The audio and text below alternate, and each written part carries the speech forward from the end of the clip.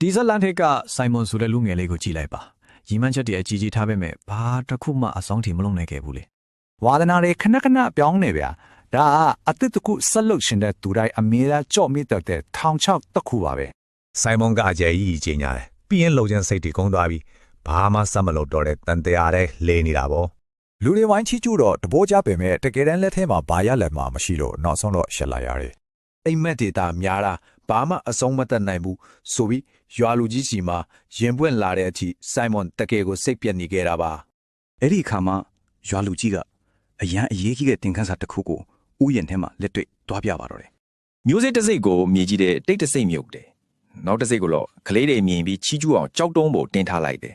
ကြောက်တုံးပေါ်ကမျိုးစေ့လေးကတော့လူစိတ်ဝင်စားမှုတွေအများကြီးရခဲ့တယ်အစောပန်းကဆိုင်မွန်ရဲ့ကြီးညာချက်တွေလိုပဲပေါ့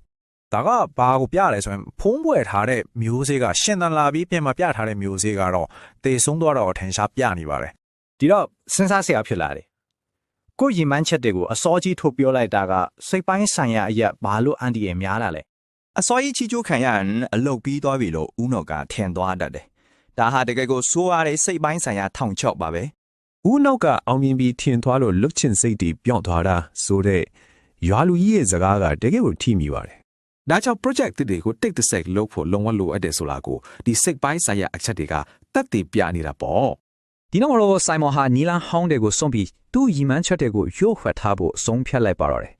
သူ့ရဲ့ project အသစ်လေးကတော့အလုတ်စင်းချင်မှာဘယ်သူမှမထီအောင်တိတ်တဆိတ်လုံးမဲ့တားကိုလာထိုင်လေးတစ်လုံးပါပဲ ဘသူကမှမပြောပဲလှုပ်တဲ့အခါအမားလုံးမိရင်တောင်အများရဲ့ဖိအားမပါပဲလွတ်လွတ်လပ်လပ်တင်ယူပြင်ဆင်ခွင့်ရသွားတာပေါ့ စကားပြောလို့ရတဲ့အလကားဂုဏ်ယူမှုနဲ့တကယ်လို့လို့ရတဲ့အစက်မှန်ဂုဏ်ယူမှုတို့ရဲ့ကွာခြားချက်ကတကယ်ကိုစိတ်ဝင်စားစရာကောင်းတယ်နော်ဒီတော့နဲ့ဆိုင်မွန်ဟာဖြည်းဖြည်းချင်းအောင်မြင်လာပြီးတရားလုံးကလေးစားရတဲ့ကျွမ်းကျင်လက်မှုပညာရှင်ကြီးဖြစ်လာပါတော့တယ်